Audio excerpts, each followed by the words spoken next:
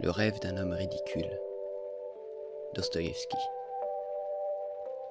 Traduit du russe par André Markovitz. Я узнал в прошлом ноябре. И именно 3 ноября. И с того времени я каждое мгновение мое помню. Я положил в эту ночь убить себя. И уж, конечно, бы застрелился, если б не та девочка. Барин! Там! Мамочка! Барин! Барин! Je suis un homme ridicule. Maintenant, ils disent que je suis fou. Ce serait une promotion s'ils ne me trouvaient pas toujours aussi ridicule. Mais maintenant je ne me fâche plus. Maintenant je les aime tous. Et même quand ils se moquent de moi, c'est surtout là peut-être que je les aime le plus. Je me moquerais bien avec eux, pas de moi-même, non, mais en les aimant, s'ils n'étaient pas si tristes quand je les vois. Si tristes, parce qu'ils ne connaissent pas la vérité. Et moi, je connais la vérité. Oh, qu'il est dur d'être seul à connaître la vérité. Mais ça, ils ne le comprendront pas. Non, ils ne comprendront pas. Avant pourtant, je me suis bien rongé d'avoir l'air ridicule. Pas d'avoir l'air, d'être. J'ai toujours été ridicule. Et je le sais peut-être depuis le jour de ma naissance. J'avais 7 ans peut-être. Je savais déjà que j'étais ridicule. Après, je suis allé à l'école. Après, à l'université et quoi. Plus j'apprenais des choses, plus je n'en apprenais qu'une, que j'étais ridicule. Si bien qu'à la fin, toute ma science universitaire, pour moi, c'était comme si elle n'était là que pour une chose, pour me prouver et m'expliquer, au fur et à mesure que je l'approfondissais, que j'étais ridicule. Et la vie suivait la science, d'année en année. Je sentais grandir et se renforcer en moi cette conscience perpétuelle de mon air ridicule à tous les points de vue. Tout le monde s'est toujours moqué de moi. Mais personne ne savait, ne pouvait deviner que s'il y avait un homme sur terre qui savait plus que tous les autres que j'étais ridicule, eh bien, c'était moi-même. Et voilà bien ce que je trouvais le plus humiliant, qu'il ne le sache pas. Mais là, c'était ma propre faute. J'ai toujours été si orgueilleux que, jamais, pour rien au monde, je n'ai voulu le reconnaître devant personne. Cet orgueil, il s'accroissait en moi d'année en année. Et si je m'étais autorisé à le reconnaître même devant n'importe qui, je crois que là, sur le champ, le soir, je me serais pulvérisé la tête d'un coup de revolver. Oh, comme je souffrais dans mon adolescence de ce que je ne puisse pas y résister, et que d'un coup, d'une façon ou d'une autre, je le reconnaisse, moi-même, devant mes camarades. Mais depuis que j'étais devenu un jeune homme, même si j'apprenais d'année en année et toujours de plus en plus, cette particularité monstrueuse qui était la mienne, je suis, je ne sais pas pourquoi, devenu un peu plus calme. Et justement, je ne sais pas pourquoi parce que, jusqu'à maintenant, je suis incapable de dire pourquoi.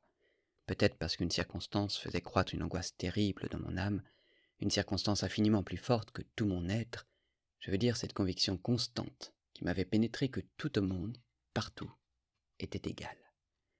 Cela, je le pressentais depuis très longtemps, mais cette conviction totale m'est venue au cours de cette année, et bizarrement, d'un coup. J'ai senti d'un coup que ça me serait égal qu'il y ait un monde ou qu'il n'y ait rien nulle part. Je me suis mis à entendre et à sentir par tout mon être qu'il n'y avait rien de mon vivant. Au début, j'avais toujours l'impression que, par contre, il y avait eu beaucoup de choses dans le passé, mais après, j'ai compris que dans le passé non plus, il n'y avait rien eu, que c'était juste, je ne sais pourquoi, une impression. Petit à petit, je me suis convaincu qu'il n'y aurait jamais rien non plus. À ce moment-là, d'un coup, j'ai cessé d'en vouloir aux hommes, je ne les ai presque plus remarqués. Vous savez, ça se disait même dans les détails les plus infimes.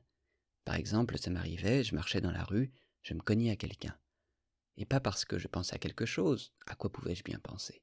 J'avais complètement arrêté de penser, à ce moment-là. Ça m'était égal. Si encore j'avais résolu les questions. Oh, je n'en avais résolu aucune, et Dieu sait qu'il y en avait. Mais tout m'était devenu égal, et les questions s'étaient toutes éloignées. Et donc, mais après ça, j'ai su la vérité. La vérité, je l'ai su en novembre dernier, et plus précisément, le 3 novembre. Et depuis ce temps-là, je me souviens de chacun de mes instants. C'était un soir lugubre, le plus lugubre qu'il puisse y avoir. À ce moment-là, À 11 heures du soir, je rentrais chez moi et, justement, je me souviens, je me suis dit que, vraiment, il ne pouvait pas y avoir de moment plus lugubre. Même d'un point de vue physique, il avait plu toute la journée. Et c'était une pluie froide, et la plus lugubre, une pluie même qui était comme féroce. Je me souviens de ça, pleine d'une hostilité flagrante envers les gens. Et là, d'un coup, vers 11 heures du soir, la pluie s'est arrêtée et une humidité terrible a commencé. C'était encore plus humide et plus froid que pendant la pluie. Une espèce de vapeur remontait de tout ça, de chaque pierre dans la rue et de chaque ruelle, si l'on plongeait ses yeux dedans, au plus profond, le plus loin possible depuis la rue. D'un coup, j'ai eu l'idée que si le gaz s'était éteint partout, ça aurait été plus gai, que le gaz rendait le cœur plus triste, parce qu'il éclairait tout. Ce jour-là, je n'avais presque rien mangé, et j'avais passé tout le début de la soirée chez un ingénieur, où il y avait encore 2 autres amis. Moi, je me taisais toujours et je crois que je les ennuyais. Ils parlaient de quelque chose de révoltant, et même d'un coup, ils se sont échauffés. Mais ça leur était égal, je le voyais, et ils s'échauffaient juste comme ça. C'est bien ce que je leur ai dit d'un coup. Messieurs, je leur ai dit, mais ça vous est égal. Ils ne se sont pas sentis vexés, ils se sont tous moqués de moi. C'était parce que j'avais dit ça sans le moindre reproche, et juste parce que ça m'était égal à moi aussi. Eux, ils avaient vu que ça m'était égal, ça les avait tous mis en joie. Quand j'ai eu cette idée sur le gaz, dans la rue, j'ai regardé le ciel. Le ciel était terriblement obscur, mais on pouvait nettement distinguer les nuages avec, entre eux, des taches noires insondables. Tout à coup, dans une de ces taches noires, j'ai remarqué une toute petite étoile, et je me suis mis à la regarder fixement. C'était parce que cette toute petite étoile m'avait donné une idée. J'ai décidé de me tuer cette nuit-là. Cette décision, je l'avais prise fermement depuis déjà 2 mois, et, tout pauvre que j'étais, j'avais acheté un très beau revolver, et le jour même, je l'avais chargé. Mais 2 mois s'étaient déjà passés, et il était toujours resté dans son tiroir. Mais tout m'était tellement égal que j'avais fini par vouloir tomber sur une minute où ça me serait moins égal. Pourquoi ça? Je n'en sais rien. Et donc, de cette façon, tous les soirs, en rentrant chez moi, je me disais que j'allais me brûler la cervelle. Je guettais la minute. Et là, donc, maintenant, cette petite étoile m'avait donné l'idée. Et j'ai décidé que ce serait absolument pour cette nuit. Et pourquoi cette petite étoile m'a donné cette idée? Je n'en sais rien. Et là, pendant que je regardais le ciel, tout à coup, cette petite fille m'a saisi par le coude. La rue était déjà déserte. Il n'y avait presque plus personne. Au loin, un cocher dormait sur ses droschkis. La petite fille avait dans les 8 ans, un petit foulard sur les épaules avec juste une robe, toute trempée. Mais je me suis souvenu surtout de ses souliers, troués et trempés, et je m'en souviens toujours. Ce sont eux, surtout, qui m'ont sauté aux yeux. Elle, tout à coup, elle s'est mise à me tirer par le coude et à m'appeler. Elle ne pleurait pas, mais d'une voix bizarrement octante, elle criait des mots qu'elle n'arrivait pas à prononcer correctement, parce qu'elle était prise de fièvre, traversée de frissons. Je ne sais pas pourquoi elle criait, d'une voix terrorisée, désespérée. « Ma maman, ma maman !» Je m'étais déjà tourné vers elle, mais je n'ai pas dit un mot. Et je poursuivais mon chemin, mais elle me poursuivait et me tirait par le coude, et à ce moment-là, sa voix eut ce son qui signifie le désespoir chez les enfants vraiment terrorisés. Ce son, je le connais. Même si elle n'articulait pas les mots, j'ai bien compris que sa mère était en train de mourir je ne sais où, ou bien que quelque chose leur était arrivé, et qu'elle avait couru appeler quelqu'un, trouver quelque chose pour aider sa maman. Mais je ne l'ai pas suivie, et au contraire, j'ai eu tout à coup l'idée de la chasser. J'ai commencé par lui dire d'aller trouver un gendarme. Mais d'un seul coup, elle a joint ses petites mains comme pour me supplier, et en sanglotant, en haletant, elle courait toujours à côté de moi et ne me lâchait pas. C'est là que j'ai tapé du pied et que j'ai crié. Elle s'est juste exclamée « Monsieur, monsieur !» Mais d'un seul coup, elle m'a abandonné et elle a traversé la rue à toute vitesse. Là aussi, un passant venait d'apparaître, et visiblement, elle m'abandonnait pour se jeter vers lui. J'ai grimpé jusqu'à mon 4e étage. Je vis en location, nous avons des meublés. Ma chambre, elle est pauvre et petite, avec une fenêtre de grenier en demi-cintre. J'ai un divan couvert de toile cirée, un bureau sur lequel il y a des livres, 2 chaises et un fauteuil profond, d'une vieillesse insigne, mais un fauteuil Voltaire. Je me suis assis, j'ai allumé la bougie, et j'ai pensé. À côté, dans l'autre chambre, derrière la cloison, la débauche continuait. Cela faisait 2 jours qu'il n'arrêtait pas. La pièce était occupée par un capitaine à la retraite, et il avait des invités, 5 ou 6 bons à rien. Il buvait de la vodka et jouait au stos avec des cartes usées. La nuit d'avant, il y avait eu une bagarre, et je sais que 2 d'entre eux s'étaient longuement traînés par la tignasse. La logeuse voulait se plaindre, mais elle a eu une peur bleue du capitaine. Comme autre locataire dans nos meublés, il n'y a qu'une petite dame malingre et frêle, une femme de soldat, une provinciale, avec 3 petits-enfants, et qui sont tous tombés malades dans nos meublés. Ces enfants et elle, ils ont peur du capitaine à s'en évanouir. Ils passent la nuit à trembler et se signer, et même, le plus petit, de peur, a fait une espèce de crise. Ce capitaine, je le sais de source sûre, il lui arrive d'arrêter les passants sur le Nevski et de demander l'aumône. On ne veut de lui à aucun poste. Mais chose étrange, c'est bien pour cela que je le raconte, ce capitaine, depuis 1 mois qu'il vit chez nous, il ne m'a jamais énervé le moins du monde. Évidemment, et dès le début, j'ai évité de le fréquenter, et puis il s'est vite ennuyé avec moi, mais il avait beau crier tant qu'il voulait derrière la cloison, et s'entasser autant qu'il voulait, moi, ça m'était toujours égal. Je reste toute la nuit dans mon fauteuil, et réellement, je ne les entends pas, tellement je les oublie. Parce que toutes les nuits, je ne dors pas, et jusqu'à l'aube, et voilà déjà 1 an que ça dure. Je passe toutes mes nuits devant mon bureau, dans mon fauteuil, et je ne fais rien. Les livres, je ne les lis que dans la journée. Je reste là et, même, je ne pense pas. C'est juste comme ça, quelques pensées errantes, et je les laisse errer. La bougie fond jusqu'au bout pendant la nuit. Je me suis assis à mon bureau sans faire de bruit. J'ai sorti le revolver, et je l'ai posé devant moi. Quand je l'ai sorti, je me souviens, je me suis demandé « oui », et je me suis répondu d'une manière absolument affirmative « oui ». C'est-à-dire que j'allais me tuer. Je savais que cette nuit-là, j'allais me tuer à coup sûr. Mais combien de temps j'allais encore rester devant mon bureau jusqu'à ce moment-là, cela, je n'en savais rien. Et bien sûr, je me serais tué sans cette petite fille.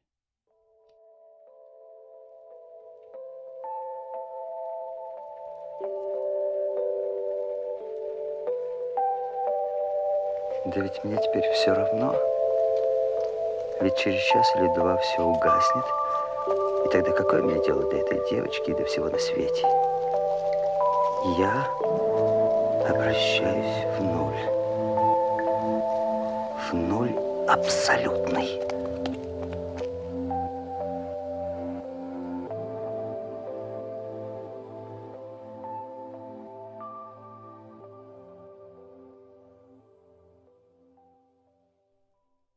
Vous comprenez, bien sûr, que ça m'était égal, mais la douleur, par exemple, je la ressentais. Quelqu'un m'aurait frappé et j'aurais senti de la douleur. C'était exactement pareil d'un point de vue moral. S'il était arrivé quelque chose qui fasse vraiment pitié, j'aurais ressenti de la pitié, exactement comme à l'époque, quand tout ne m'était pas encore égal dans la vie. J'avais bien ressenti de la pitié sur le moment. L'enfant, malgré tout, je l'aurais sûrement aidé. Alors pourquoi n'ai-je pas aidé la petite fille? Eh bien, à cause d'une idée qui m'était venue. Quand elle me tirait et qu'elle m'appelait, tout à coup, une question avait surgi devant moi, une question que je ne pouvais pas résoudre. La question était oiseuse, mais je me suis fâché. Si je me suis fâché, c'est suite à cette conclusion que, si j'avais pris ma décision de me suicider cette nuit, alors tout devait m'être égal dans le monde, à ce moment-là plus encore que jamais. Pourquoi donc avais-je tout à coup senti que ça ne m'était pas égal, et que j'avais pitié de la petite fille? Je me souviens, j'ai eu pitié très fort. C'était même une espèce de douleur étrange, et même invraisemblable dans ma situation. Non, je suis incapable de mieux traduire cette sensation fugitive qui m'était venue à ce moment-là. Mais cette sensation s'est encore prolongée chez moi, quand je m'étais déjà assis devant le bureau, et j'étais très agacé, comme jamais depuis longtemps. Les réflexions suivaient les réflexions. Il m'apparaissait clairement que, si je suis un homme, et pas encore du rien, et tant que je ne suis pas devenu du rien, je vis, et donc je suis capable de souffrir, d'éprouver de la colère ou de la honte pour mes actes. Bon, mais pourtant si je me tue, par exemple dans 2 heures, alors qu'est-ce qu'elle me fait, la petite fille? Et quelle importance dans ce cas-là, la honte, et tout ce que vous voulez au monde? Je deviens du rien total. Et est-ce que réellement la conscience du fait que dans un instant je cesserais complètement d'exister, et donc que rien n'existerait, ne pouvait pas avoir la moindre influence sur cette sensation de pitié pour la petite fille, et cette sensation de honte après l'infamie que j'avais commise? parce que c'est bien pour cela que j'avais tapé des pieds et que j'avais crié d'une voix hystérique sur cette malheureuse enfant, parce que, n'est-ce pas, non seulement tiens, je ne ressens aucune pitié, mais même si je commets une infamie inhumaine maintenant, j'ai le droit parce que d'ici 2 heures tout sera éteint. Vous me croyez que c'est pour cela que j'ai crié? Pour moi maintenant, c'est presque une certitude. Je me représentais clairement que maintenant, la vie et le monde étaient comme dépendants de moi. On peut même le dire de cette façon que, maintenant, le monde, c'est comme s'il n'était fait que pour moi seul. Je me tue, et le monde n'existe plus, du moins pour moi.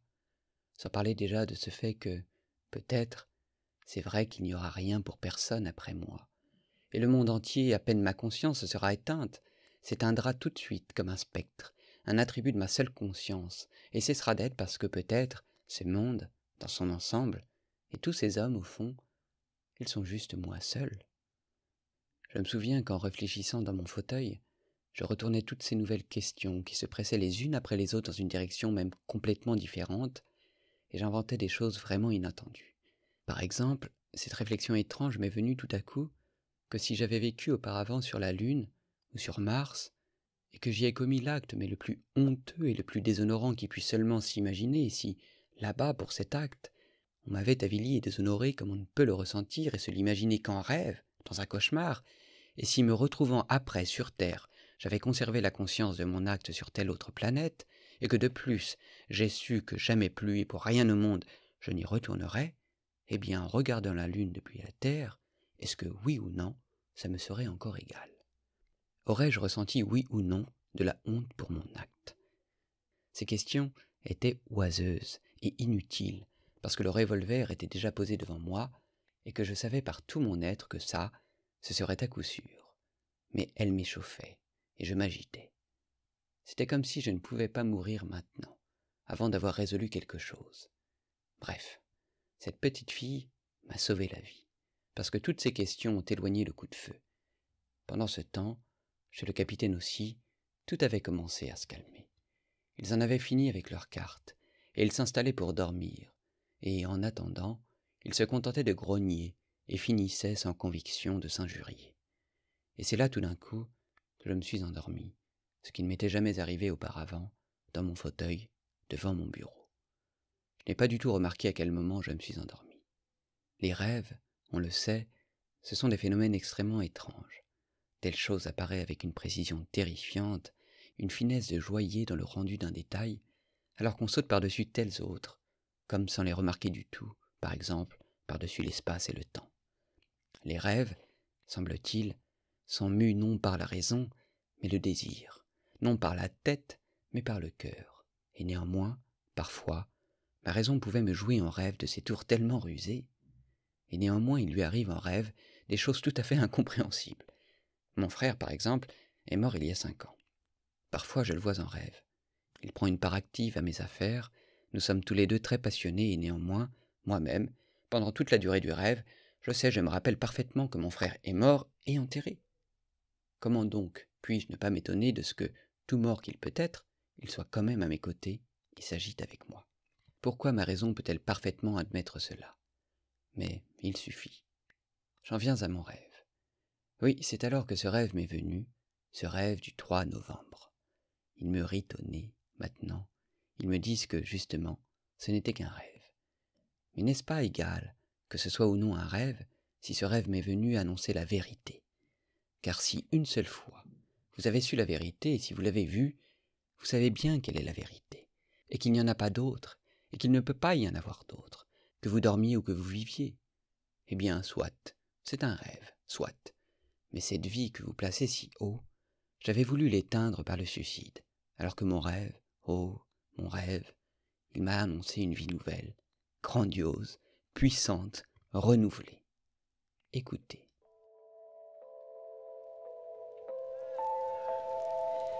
А ведь жизнь и мир теперь от меня зависят. Застрелюсь, и мира не будет, по крайней мере, для меня. Я еще подумал тогда, что если б я жил прежде на Луне или на Марсе и сделал бы там какой-нибудь бесчестный поступок, было бы мне отсюда все равно или нет? Вот тут я и заснул. Заснул незаметно и как бы продолжая рассуждать о тех же материях.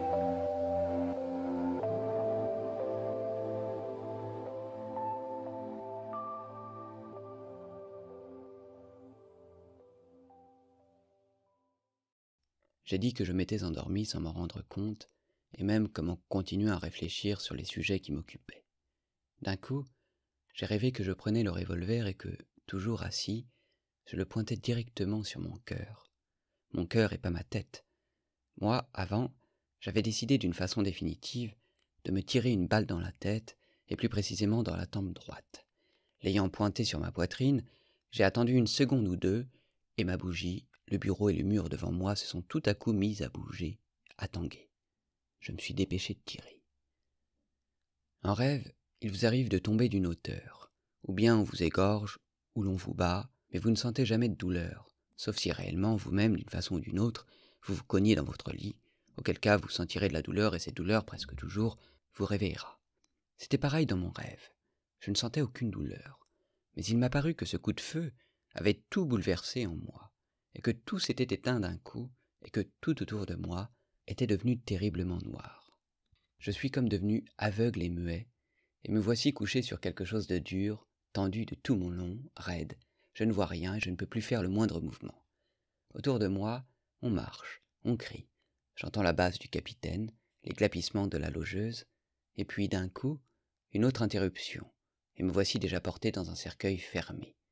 Et je sens le tangage du cercueil, et je réfléchis à cela, et tout à coup, pour la première fois, je suis stupéfié par l'idée que, c'est-à-dire, je suis mort, mort complètement.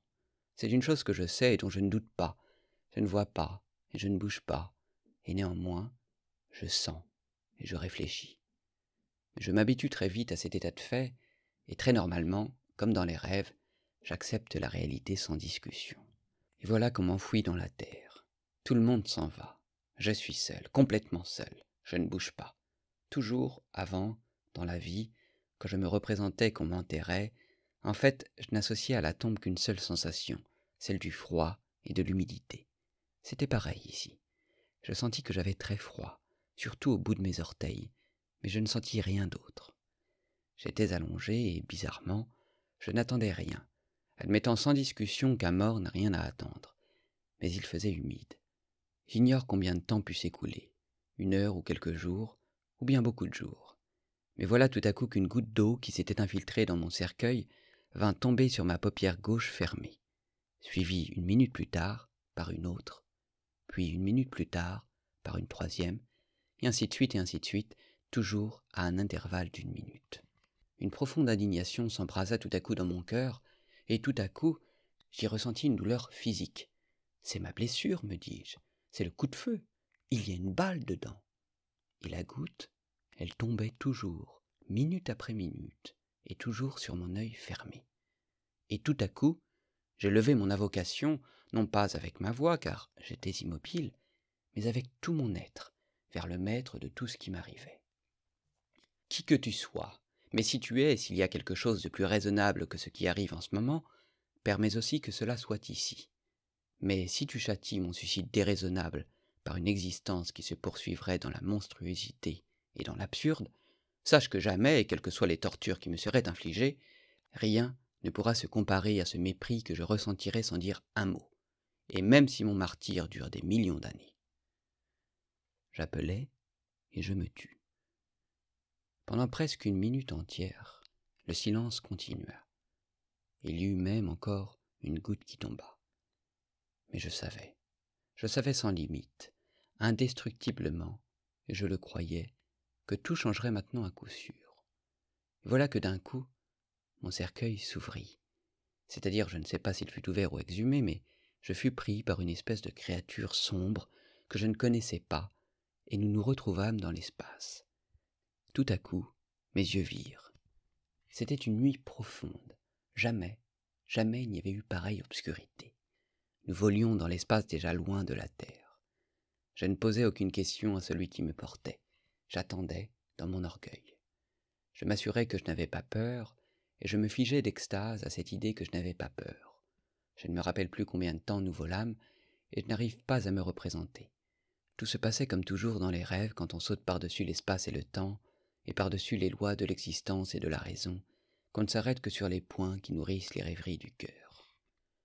Je me souviens que tout à coup, je vis une petite étoile dans les ténèbres. C'est Sirius, demandai-je tout à coup, incapable de me retenir parce que je ne voulais rien demander. Non, c'est l'étoile que tu as vue entre les nuages quand tu rentrais chez toi, me répondit l'être qui m'emportait. Je savais qu'il possédait comme un visage humain. Bizarrement, je n'aimais pas cet être. Je sentais même une répulsion profonde. J'attendais le néant total. Je m'étais tué pour cela. Et voilà que j'étais entre les mains de cet être, pas humain, bien sûr, mais qui était, qui existait. Et donc, il y a aussi une vie après la mort, me dis-je avec cette étrange frivolité du rêve, mais l'essence de mon cœur restait en moi dans toute sa profondeur.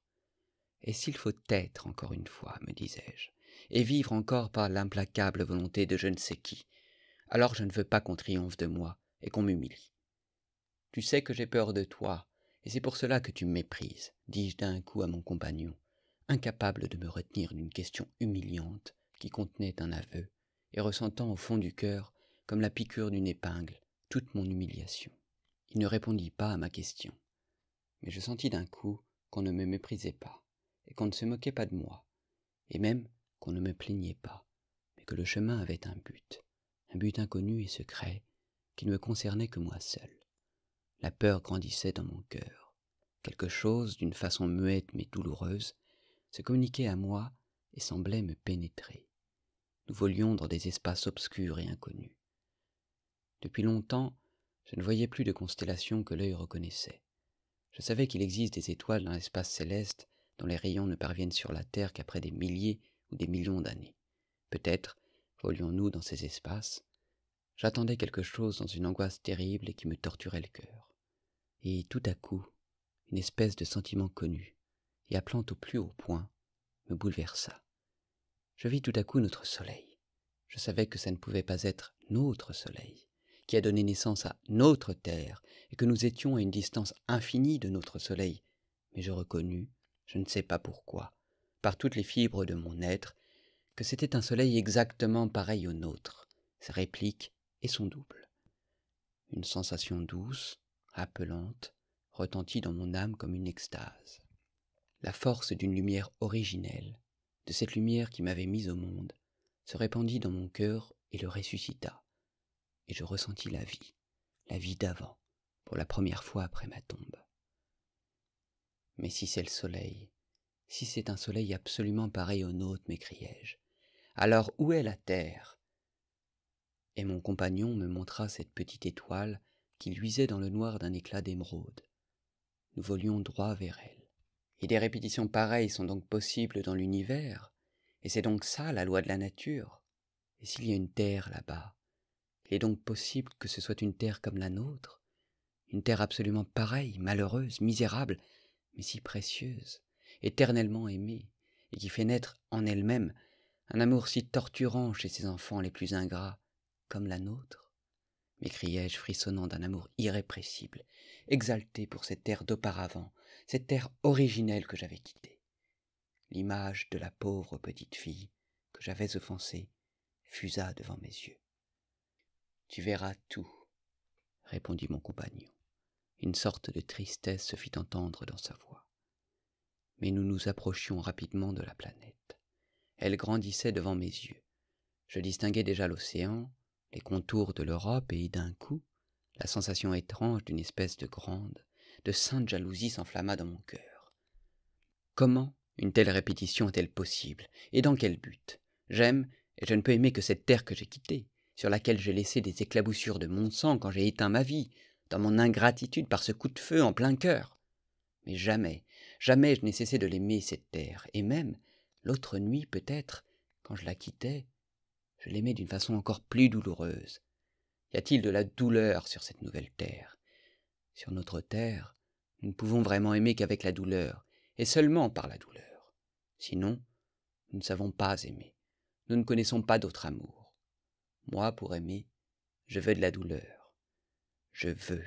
J'ai soif, là, maintenant, en m'inondant de larmes, de n'embrasser que cette terre que j'ai quittée. Et je ne veux pas de la vie. Je ne l'accepte sur aucune autre. Mais mon compagnon m'avait déjà quitté. D'un coup, et comme sans le remarquer le moins du monde, je me vis sur cette autre terre, dans la lumière éclatante d'une journée ensoleillée, plus belle que le paradis. Je me tenais, je crois, sur l'une de ces îles qui forment sur notre terre l'archipel grec, ou quelque part au bord du continent qui longe cet archipel. Oh, tout était exactement comme chez nous, mais semblait-il, tout irradiait une espèce de fête, une gloire grandiose, sacrée, enfin atteinte. Une mer d'émeraude caressante clapotait doucement sur la rive et l'embrassait avec amour, un amour évident, visible, presque conscient. De grands arbres splendides se dressaient dans toute la splendeur de leur frondaison, et leurs feuilles innombrables, j'en suis persuadé, me saluaient de leur bruit doux et caressant, et semblaient prononcer je ne sais quelle parole d'amour. Les prairies flamboyaient de fleurs éclatantes et parfumées. Des oiseaux, par volées, venaient traverser l'air, et sans me craindre, ils se posaient sur mes épaules et sur mes mains, et me frappaient joyeusement de leurs jolies petites ailes frissonnantes. Et finalement, je vis et je connus les hommes de cette terre heureuse. Ils vinrent vers moi d'eux-mêmes, ils m'entourèrent, ils m'embrassaient. Les enfants du soleil, enfants de leur soleil, qu'ils étaient beaux. Jamais je n'avais vu sur notre terre une pareille beauté dans l'être humain. Seuls, peut-être, nos enfants, les toutes premières années de leur vie, peuvent porter un reflet même éloigné, même faible, d'une beauté pareille. Les yeux de ces hommes heureux luisaient d'un éclat lumineux, leur visage irradiait la raison et une espèce de conscience totale jusqu'à la sérénité. Mais ces visages étaient joyeux. Une gaieté enfantine sonnait dans les voix et les paroles de ces gens. Oh, tout de suite, dès que je vis leur visage, je compris tout. Oui, tout. C'était une terre pas encore souillée par le péché originel. N'y vivaient que des hommes qui n'avaient pas encore péché. Ils vivaient dans un paradis semblable à celui dans lequel avaient vécu, d'après toutes les légendes de l'humanité, nos ancêtres pécheurs, avec cette seule différence qu'ici, la terre était partout un seul et même paradis. Ces hommes qui riaient joyeusement se pressaient autour de moi et me caressaient. Ils m'emmenèrent chez eux, et chacun d'eux avait envie de m'apaiser. Oh, ils ne me posaient aucune question, mais c'était comme s'ils savaient déjà tout, du moins en avais-je l'impression, et ils voulaient chasser le plus vite possible toute trace de souffrance sur mon visage.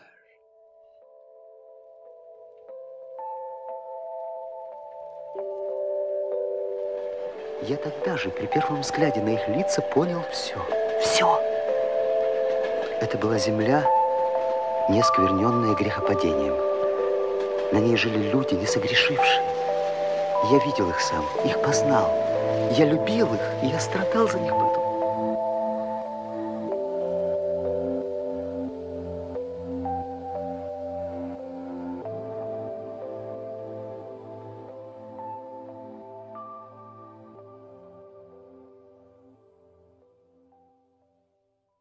Vous comprenez, encore une fois, et même si ce n'était qu'un rêve, mais la sensation d'amour de ces hommes innocents et beaux reste en moi à jamais, et je sens que leur amour s'épanche en moi, et aujourd'hui encore, de là-bas. Je les ai vus moi-même, je les ai connus, et j'ai acquis la conviction, je les ai aimés, j'ai souffert pour eux, par la suite.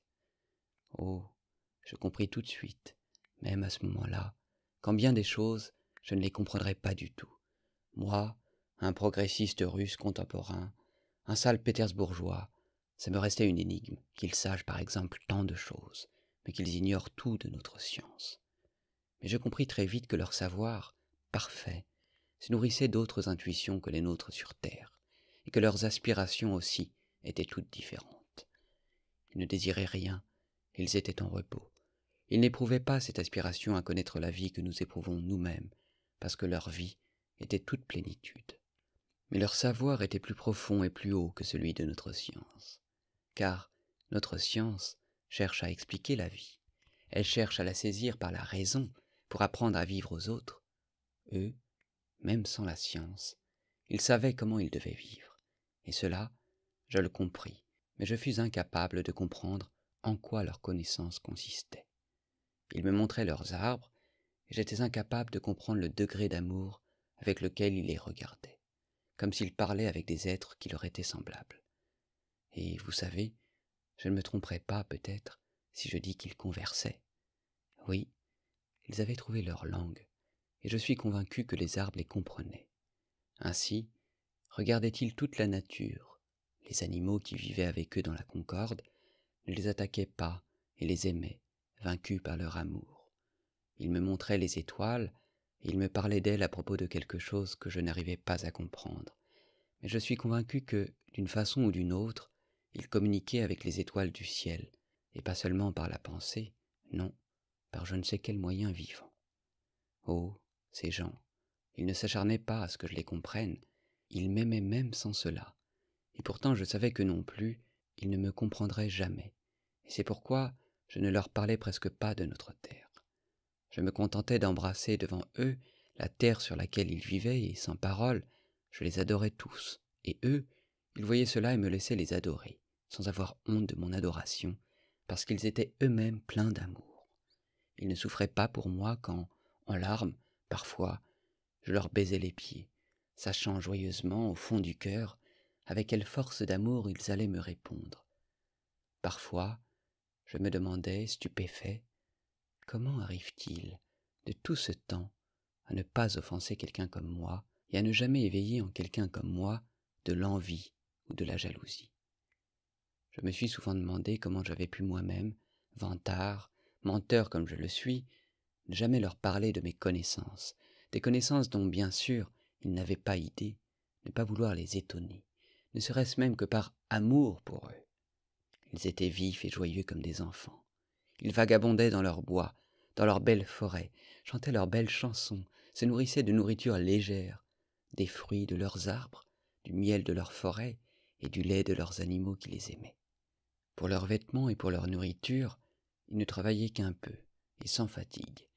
Ils avaient de l'amour, et des enfants naissaient. Mais jamais je n'ai remarqué chez eux d'élan de cette sensualité cruelle qui touche presque tout le monde sur notre terre, tout le monde et chacun, et fait la seule source de presque tous les péchés de notre humanité. Ils fêtaient les enfants qui paraissaient chez eux comme de nouveaux acteurs de leur béatitude. Il n'y avait entre eux jamais de dispute, jamais de jalousie. Ils ne savaient même pas ce que cela veut dire. Leurs enfants étaient les enfants de tous, car ils composaient tous une seule famille. Ils n'avaient presque pas du tout de maladie, même s'il y avait une mort. Mais leur vieillard mourait paisiblement, comme s'ils s'endormaient, entourés de gens qui leur disaient adieu en les bénissant, souriant, et accompagnés eux-mêmes par leur sourire lumineux. Je n'ai vu avec cela ni larmes ni douleur. Ce n'était qu'un amour comme multiplié jusqu'à l'extase, mais une extase paisible, pleine, contemplative. On pouvait penser qu'ils gardaient des contacts avec leurs défunts même après la mort, et que la mort n'interrompait nullement leur union terrestre. Ils ne me comprenaient presque pas quand je les interrogeais sur la vie éternelle, mais sans doute en étaient-ils si convaincus inconsciemment qu'elle ne leur faisait même pas question. Ils n'avaient pas de temple, mais ils avaient une sorte d'union concrète, vivante et ininterrompue avec le tout de l'univers. Ils n'avaient pas de foi, mais ils avaient une ferme connaissance qu'au moment où leur joie terrestre s'emplirait jusqu'aux limites de la nature terrestre, ce serait alors l'heure pour eux, vivants et morts, d'un accroissement encore plus fort de leur contact avec le tout de l'univers. Ils attendaient cet instant avec joie, mais sans hâte, sans qu'il les fît souffrir, comme s'ils le possédaient déjà dans les pressentiments de leur cœur dont ils se faisaient part. Le soir, avant d'aller dormir, ils aimaient composer des chœurs harmonieux et puissants. Dans ces chants, ils traduisaient toutes les sensations que leur avait données le jour qui s'achevait. Ils lui rendaient gloire et lui faisaient leurs adieux. Ils rendaient gloire à la nature, à la terre, à la mer, aux forêts. Ils aimaient composer des chansons les uns sur les autres et se couvraient de louanges comme des enfants. C'étaient les chansons les plus simples, mais elles coulaient du cœur et pénétraient les cœurs. Et ce n'était pas que pour les chansons, non, semble-t-il. C'est toute leur vie qui ne passait qu'à une chose, à s'admirer les uns les autres.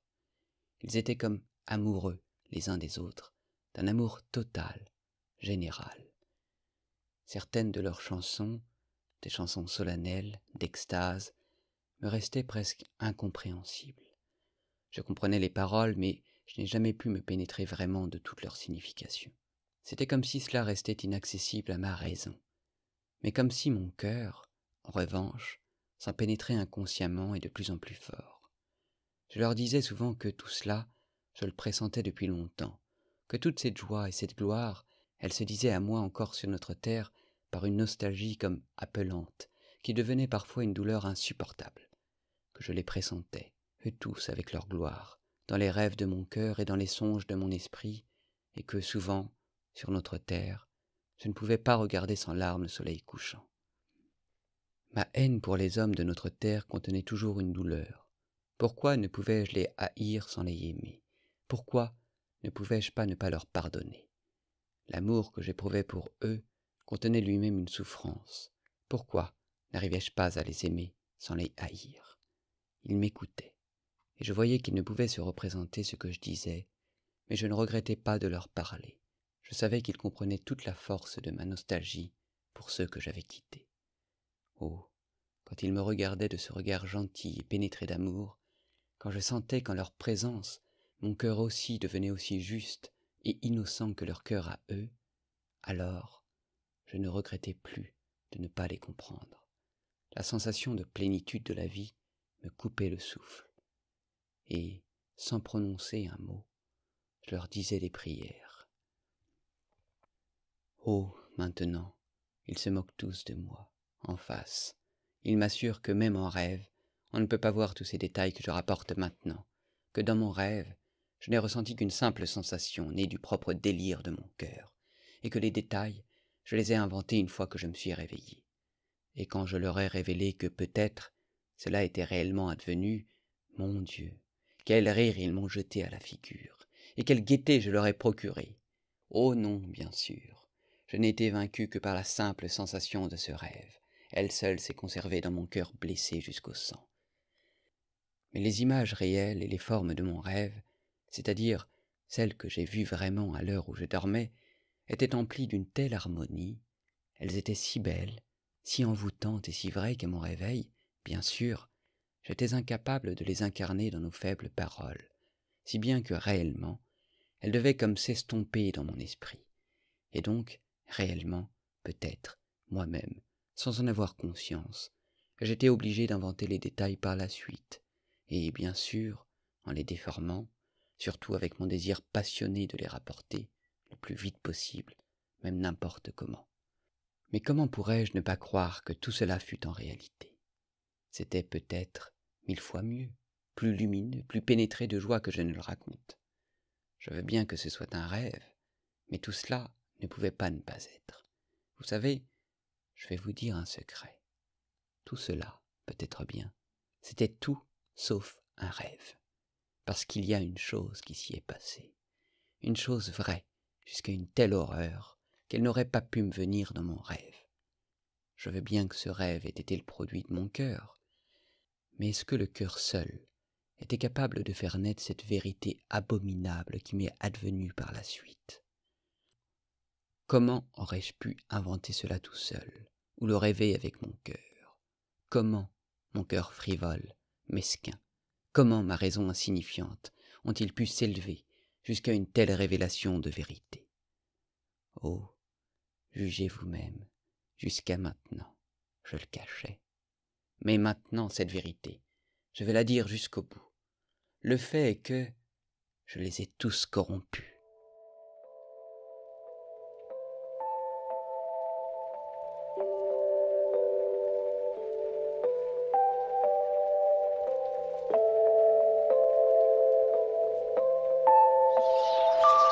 Неужели она такая же земля, как наша? Как же может быть подобное повторение? И для чего?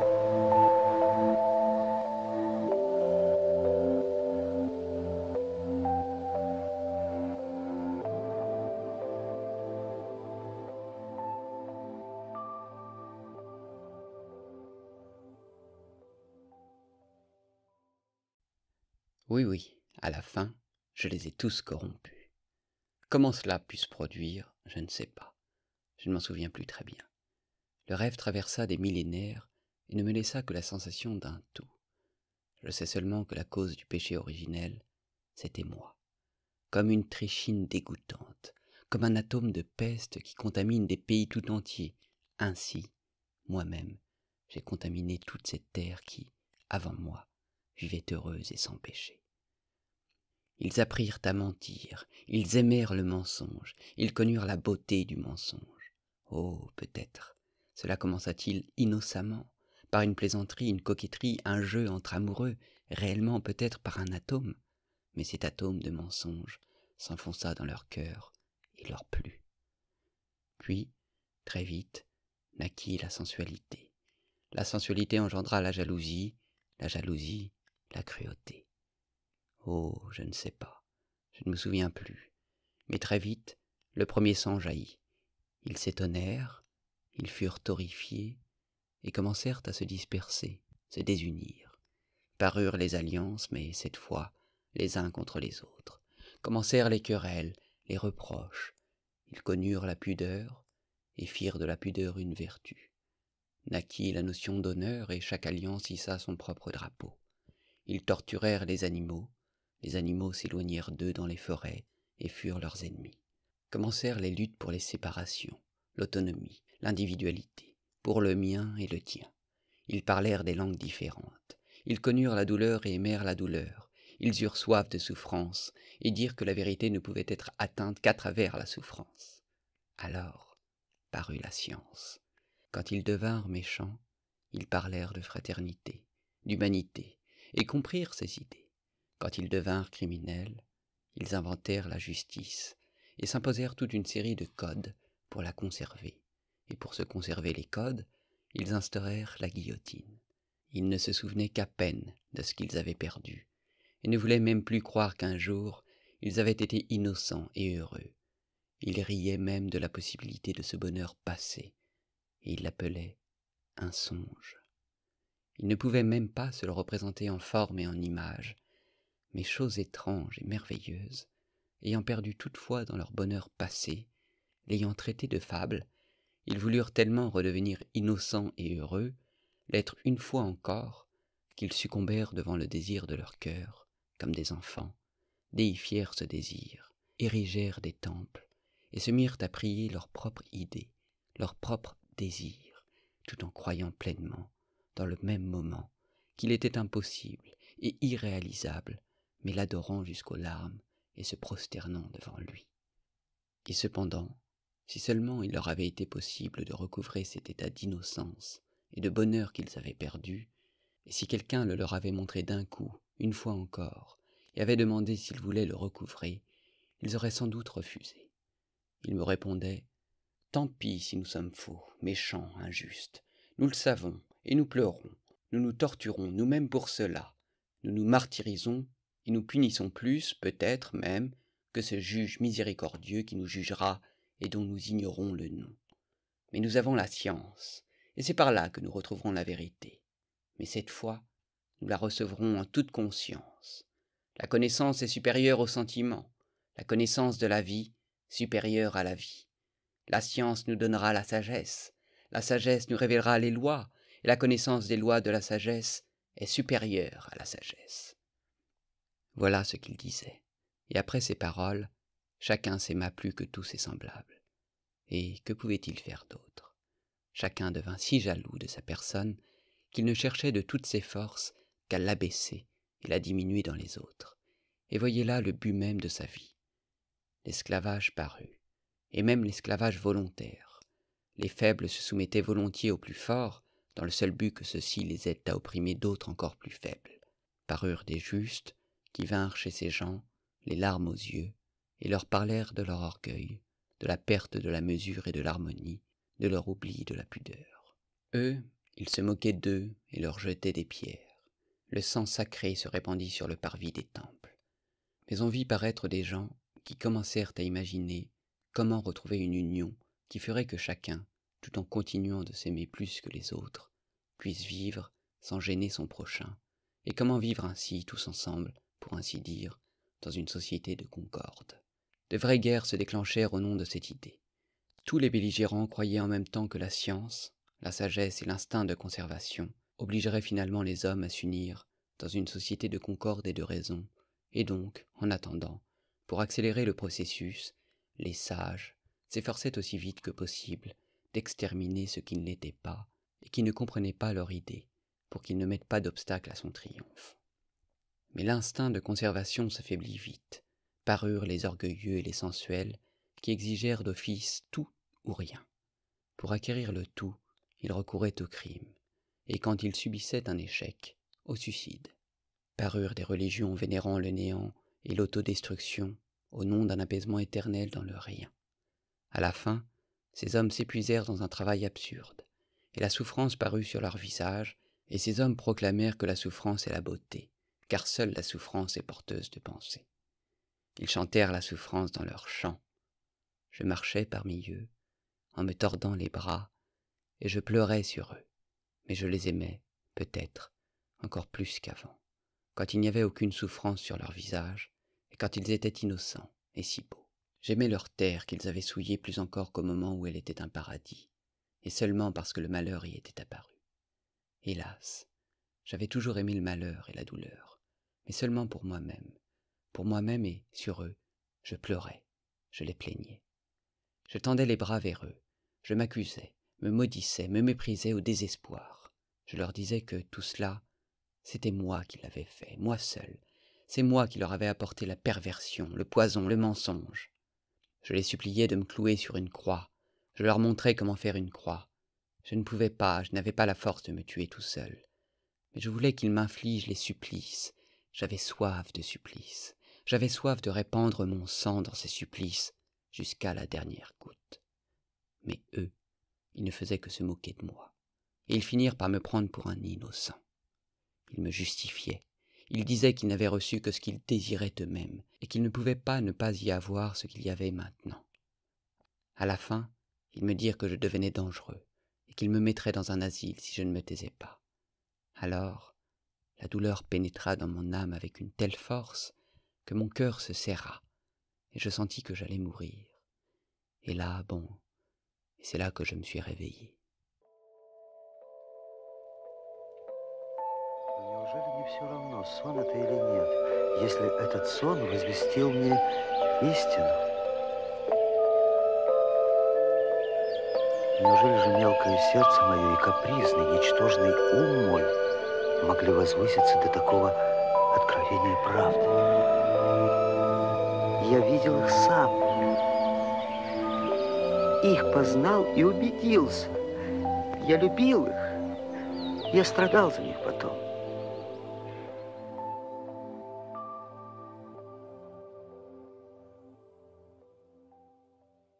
C'était déjà le matin, c'est-à-dire que l'aube n'avait pas encore paru, mais il était près de 6 heures. Je me suis réveillé dans le même fauteuil, ma bougie avait fondu entièrement, on dormait chez le capitaine et tout autour, dans notre appartement, il y avait un silence rare. J'ai commencé par bondir, plein d'une surprise extrême. Jamais rien de pareil ne m'était arrivé, même jusqu'aux détails, aux petits riens. Jamais je ne m'étais endormi, par exemple, de cette façon, dans mon fauteuil. Là, d'un seul coup, debout, le temps de reprendre mes esprits, j'ai vu devant moi, dans un éclair, mon revolver, tout prêt, chargé. Mais en un instant, je l'ai repoussé. Oh, maintenant, la vie, la vie. J'ai levé les bras, j'ai invoqué la vérité éternelle. Je n'ai pas invoqué, j'ai pleuré. L'exaltation. Une exaltation sans limite soulevait tout mon être. Oui, la vie. Et puis, le prêche. Le prêche, j'ai pris cette décision en 1 seconde. Et bien sûr, pour toute la vie. J'irai prêcher. Je veux prêcher. Quoi? La vérité. Car je l'ai vue.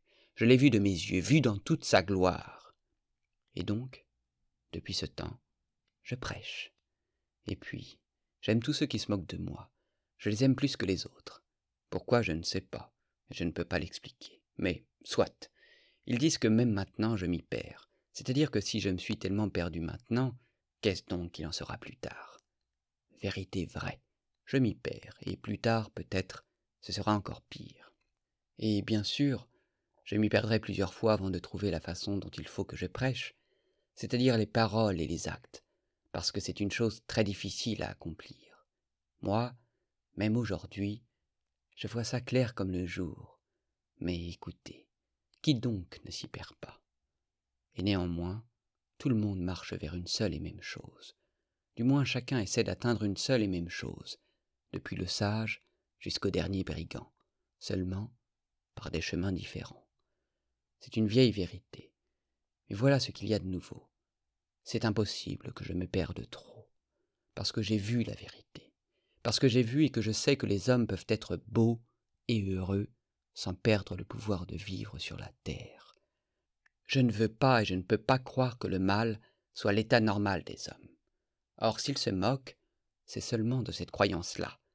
Mais comment pourrais-je ne pas croire? J'ai vu la vérité. Je ne l'ai pas inventée dans mon esprit. Je l'ai vue. Je l'ai vue et son image vivante a pour toujours empli mon âme. Je l'ai vue dans une plénitude si complète que je ne peux pas croire qu'elle puisse ne pas exister chez les hommes. Et donc, comment pourrais-je me perdre? Je peux m'écarter, bien sûr, et même plusieurs fois je parlerai peut-être même avec des mots qui ne seront pas à moi, mais pas longtemps. L'image vivante de ce que j'ai vu sera toujours avec moi. Elle me corrigera, elle me dirigera toujours. J'ai la fraîcheur, j'ai la vigueur, et je marche, même pour 1000 ans peut-être. Vous savez, je voulais même cacher au début que je les avais tous corrompus. Mais c'était une erreur. Tenez, la première erreur. Mais la vérité m'a chuchoté que je mentais. Et elle m'a préservé, elle m'a dirigé. Mais comment faire le paradis? Je ne sais pas, parce que je ne sais pas le dire avec des mots. Après mon rêve, j'ai perdu les mots. Du moins tous les mots principaux, les plus utiles, mais soit. Je marcherai. Je parlerai toujours sans me lasser, parce que j'ai quand même vu de mes propres yeux, même si je ne sais pas redire ce que j'ai vu. Mais voilà bien la chose qu'ils ne comprennent pas, ceux qui se moquent. Un rêve qu'il a vu, n'est-ce pas? Un délire, une hallucination. Et ils trouvent ça malin. Et ils sont si fiers. Un rêve?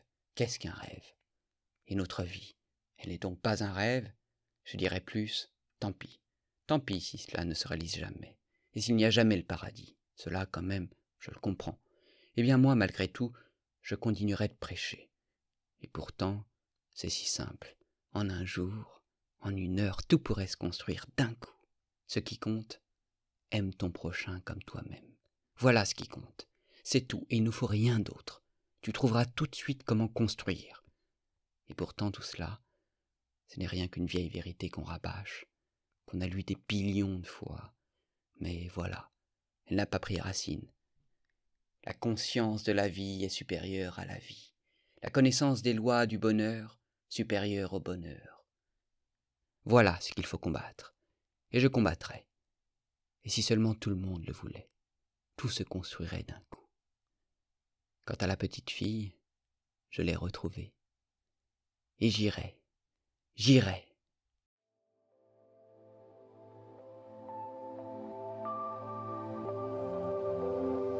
Сон, батенька мой. Et j'irai. Привет. J'irai. Галлюцинации.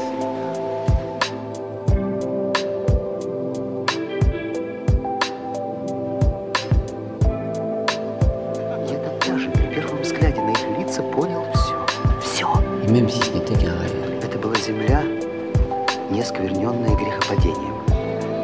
На ней жили люди, не согрешившие. Я видел их сам, их познал.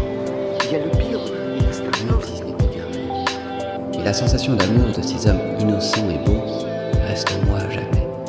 Et je sens que leur amour s'épanche en moi. Et aujourd'hui encore, de là-bas. Je les ai vus moi-même, je les ai connus, et j'ai acquis la conviction, je les ai aimés. J'ai souffert pour eux. Oh, je compris tout de suite, même à ce moment-là, qu'en bien des choses, je ne les comprendrais pas du tout. C'est impossible que je me perde trop, parce que j'ai vu la vérité. Сон, батенька мой. Привет. Галлюцинации. Parce que j'ai vu et que je sais que les hommes peuvent être beaux et heureux sans perdre le pouvoir de vivre sur la terre. Mais comment pourrais-je ne pas croire? J'ai vu la vérité. Je ne l'ai pas inventée dans mon esprit. Je l'ai vue et son image vivante a pour toujours empli mon âme. Je l'ai vue dans une plénitude si complète que je ne peux pas croire qu'elle puisse ne